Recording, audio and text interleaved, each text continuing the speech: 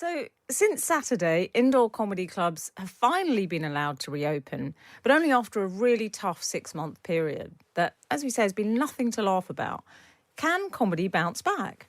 Well, joining me to talk about the current state of comedy are comedian, journalist, and broadcaster Suchandrika Chakrabarti, chief executive and founder of the Comedy Store in London, Don Ward, and Steve N. Allen of BBC Two's The MASH Report and star of The Comics Solving Problems, a live-streamed comedy show.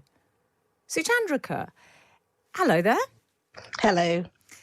It has to be said that comedians haven't been able to earn a living in normal fashion during this pandemic, have they? What's it been like for you?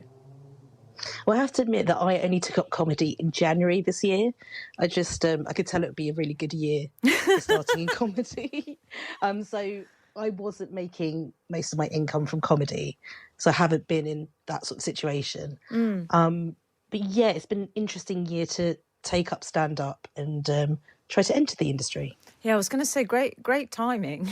But in some ways, has that made you feel sort of, you've hit the ground running in the sense that you've experienced the worst of it in a way, haven't you, in terms of not being able to get gigs or perform, and you still want to do it? Yeah, so it feels like journalism had this digital transformation over about 15 years and comedy's had it in like 3 months. So you've just had to deal with it and see where you can adapt. So I had all of these like 5-minute spots lined up in London and they all went. The first one was the 23rd of March, which is the day lockdown began. And what the organiser said was, well, actually, we're going to make a video and put it on YouTube. So do you want to do your set that way? So I did, and it was okay. Probably not my best work, but it was worth just giving it a go and seeing how it went. Don Ward, you're the chief executive and founder of the Comedy Store in London, so you know a thing or two about comedy. It's great to hear that, comedians like this are coming through, but where does that leave people when they want to gig at a club like you own? Well, we have once a month, the last Monday in the month. So, well, first of all, good afternoon to everybody. We have what is called the Gong Show on the last Monday of the month. So I believe it was Eureka that said she joined comedy in January. Well, we have online, on social media, on the last Monday of the month, the Gong Show. So why not give that a try at the end of this month?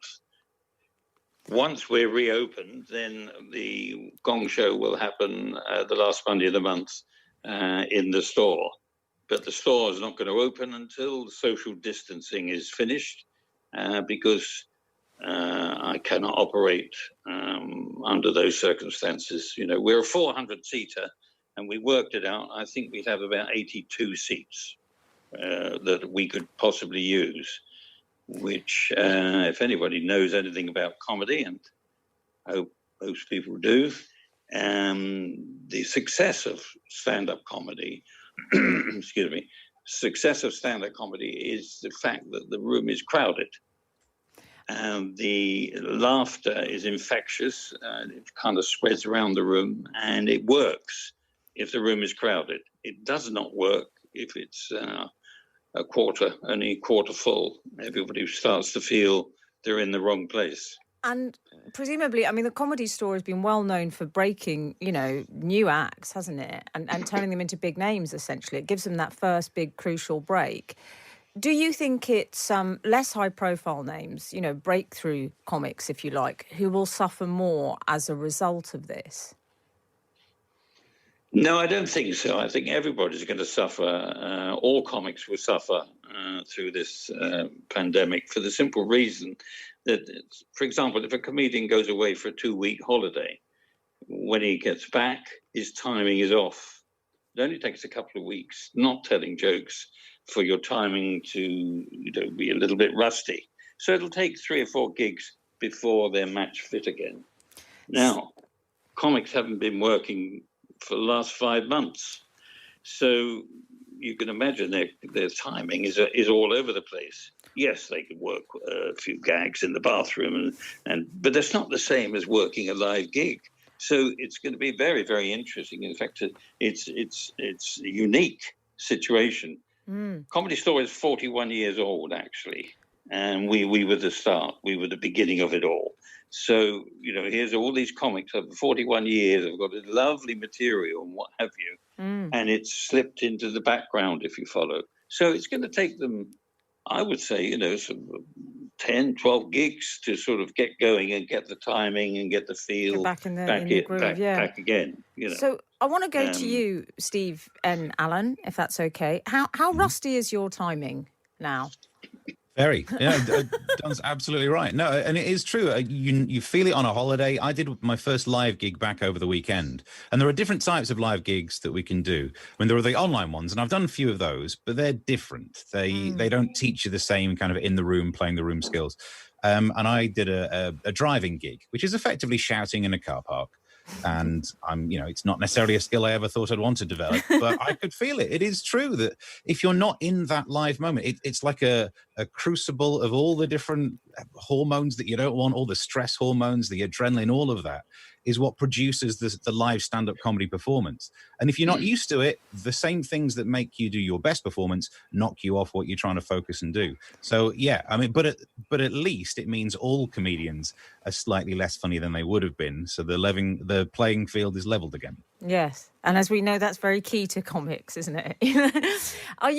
Would you say that the lack of audience response, in a way, is the hardest thing for a comic? Because in some senses, out of all the arts, you are, to a degree, dependent on that response. It teaches you what material to lose or keep, doesn't it? It gives you a lift during the gig. Yeah, it's the instant feedback loop that you don't get in any other media. You can wait for the Twitter effects in broadcast and people can tell you if you're funny or not.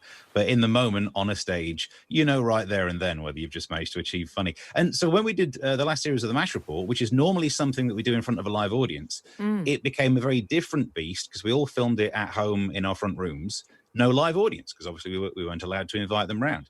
But it simply moved into something else that worked without an audience, whereas stand-up, I honestly don't think it ever could. I mean, I watched a lot of online stand-up specials during the lockdown, and that was just to remind me of what audiences look like. I don't think you can do stand-up without an audience. Otherwise, we probably would have done it by now, because it would be cheaper, easier, and less stressful. Trying to not, if you don't have to worry about making an audience laugh, we could all convince ourselves we're funny. Thinking in terms of audiences wearing masks, and I know people have been talking about gigs taking place sort of with the audience members in every other seat, essentially. People desperately trying to find ways, to get audiences back into venues. How would you feel about that, for example? If I'm totally honest, every single step to try and mitigate the problem makes it worse, but I would still stomach that because, if I'm brutally honest, I would really like to be able to work again. The biggest slice of my income was from the live stand-up, and we were outlawed. I was fired by the Prime Minister, effectively. So, yeah, everything that you can do to help make a stand-up comedy gig work during the conditions that we now have will make the gig worse, because gigs work better when they're packed in rooms, they're too hot, people are too close. Basically, everything that makes comedy thrive will make a virus thrive. So it's going to be really difficult to fit those together. Masks, if you can't see faces, and also it muffles the laughter, not as good. People being separated up will probably make them less receptive to laughing in that big social laugh that you get in an audience. But yeah, I would take it because I literally have no other choice. We're going to come back to this in a minute. John Pienaar at Drive, this afternoon from 4 on Times Radio. On Drive today, the true cost of the government's monumental U-turn on A-level grades is becoming clear. True, it might have been much worse and more unfair if the Education Secretary hadn't retreated at the last moment. Bright students from deprived areas would have suffered most from having A-levels unfairly downgraded by computer, but even so, thousands of students will struggle to get onto courses even though they're suddenly given the right grades. And while we're about it, why is the Education Secretary still in a job? And can Lionel Messi even be considering leaving Barcelona? That'd be like a royal prince leaving the royal family. Oh, hang on. John Pienaar at Drive, this afternoon from 4 on Times Radio. Across the UK, on DAB, online and on your smart speaker, this is Times Radio. Welcome back. We're talking about live comedy and how it's faring, given the current situation with the pandemic. Suchandra, I wanted to ask you, obviously as you've said, you're relatively new to this whole industry, aren't you? Do you feel it's brought out the best in comics? Are you discovering that they're helpful people? Yeah, so at the moment, I've got through to the semi-finals of the Funny Women competition, which has all gone online now, which is really odd. So we're sort of discussing how to do stand-up in front of an audience online and how to make our living rooms into like comedy clubs and how that's going to work. We sort of had a big Zoom meeting with Lynn Parker, who runs Funny Women, and with Becky Singh, who's like the awards director, and they're sort of saying to us, how can we make you comfortable? How can we make this easy for you? And in terms of practicing my set, which it's never going to be the same as in front of a live audience. I can't have that right now. But I've been going to like online comedy workshops. So Funny Women have been running some. Angel Comedy have been running these sort of comedy writing gyms, they call them. And you have these great comedians who are sort of giving you writing exercises and looking at your work and giving you feedback. So the other day I sort of tried out my second 5 minutes, which I think I've got down now. And I tried it out on other comedians at this writing gym with Angel, and people were laughing. So I kind of knew, right, that's working. So I think people are coming together and sort of saying, how can we help each other? How can we do something at this horrible downturn for all of us? We're all in the same boat. And can we use digital in some way? If we can't have an audience, can we sort of be each other's audience a bit and help out? So I found, still a really warm kind of welcome from people, even though some of them are having the worst times of their lives.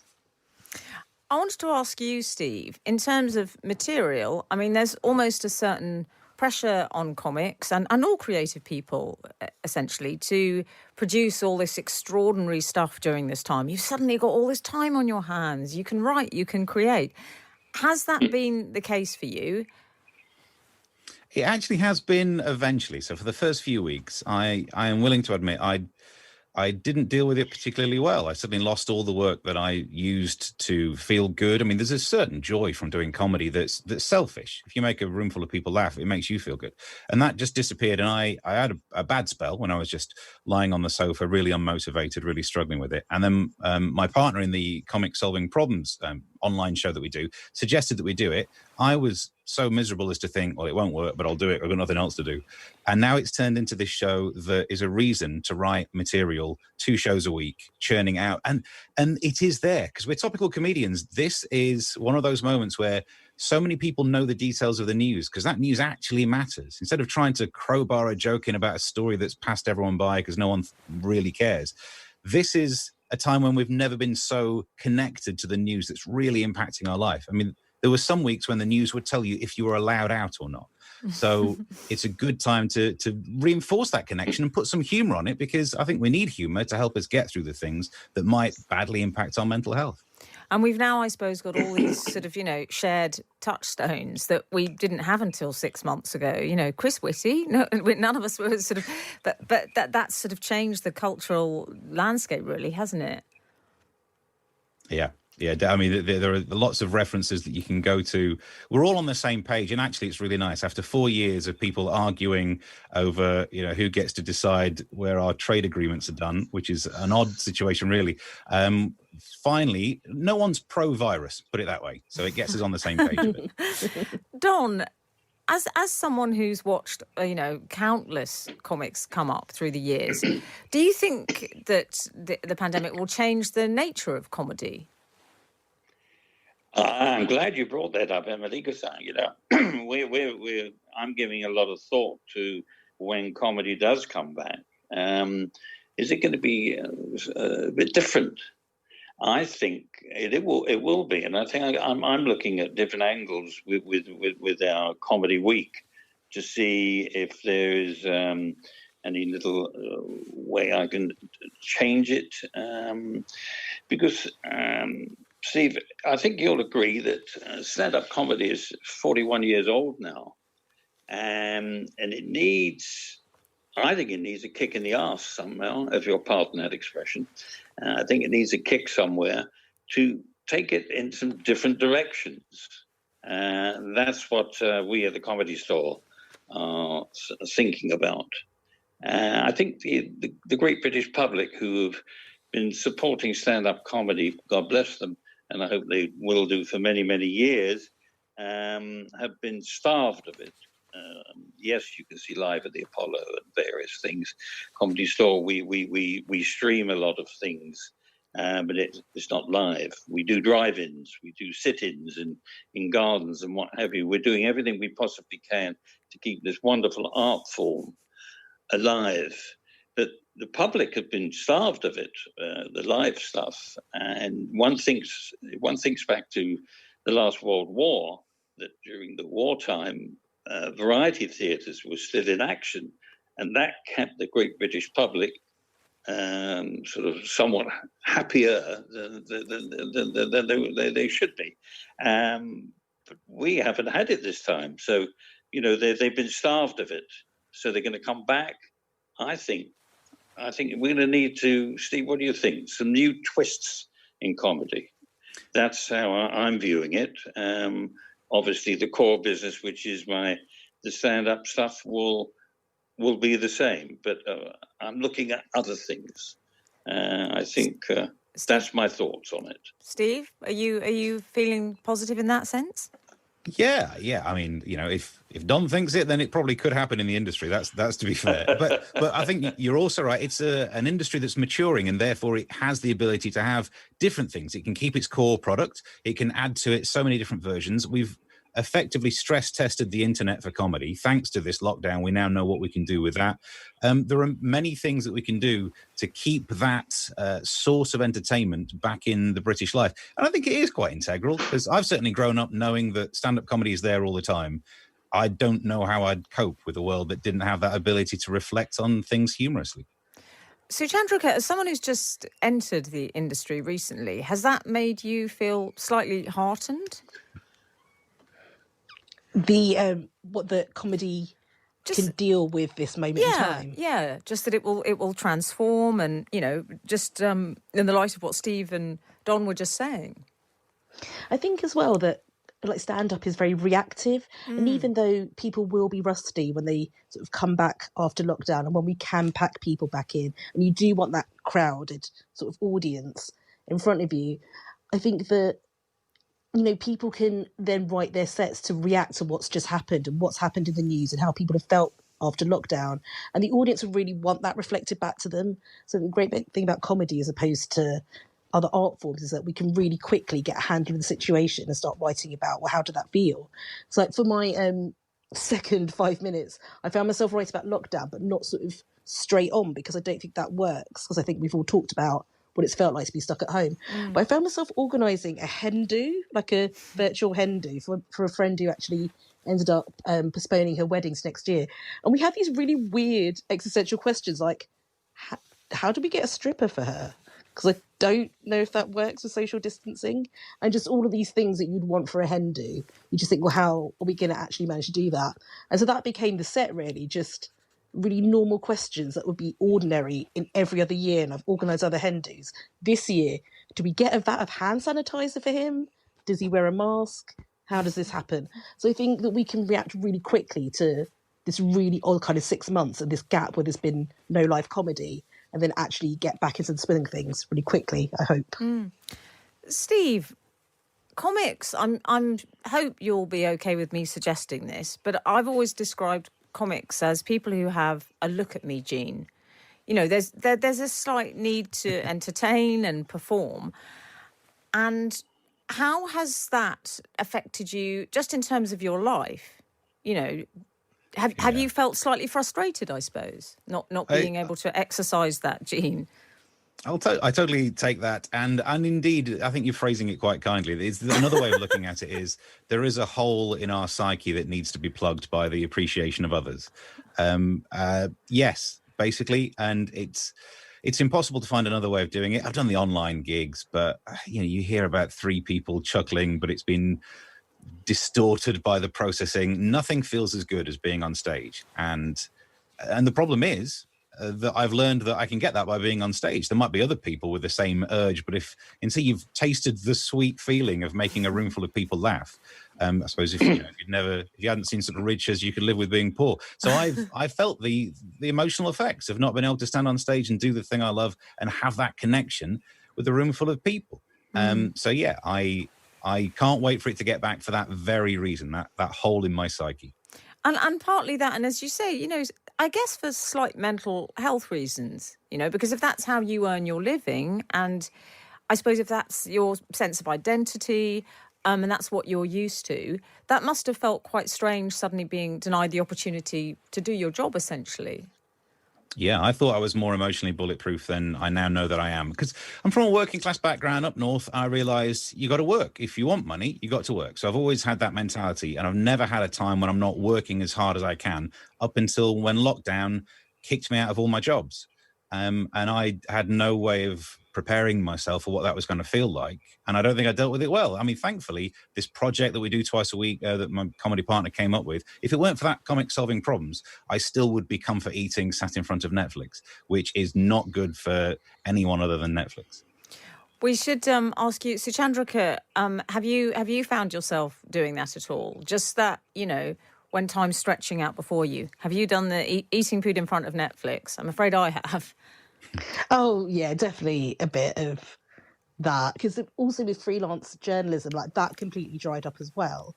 And it was really a case of making a decision that, well, I've got very few outgoings. I'm not leaving the house. So I guess I live on what I've got and carry on and try to be a bit creative. But essentially, I mean, it got tough at times, didn't it?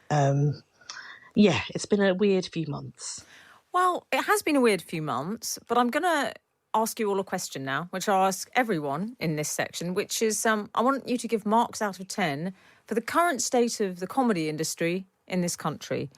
And they can be hopeful marks. You can include that in your marking. So first, maybe if we go to you, Don. Yes. Hopeful.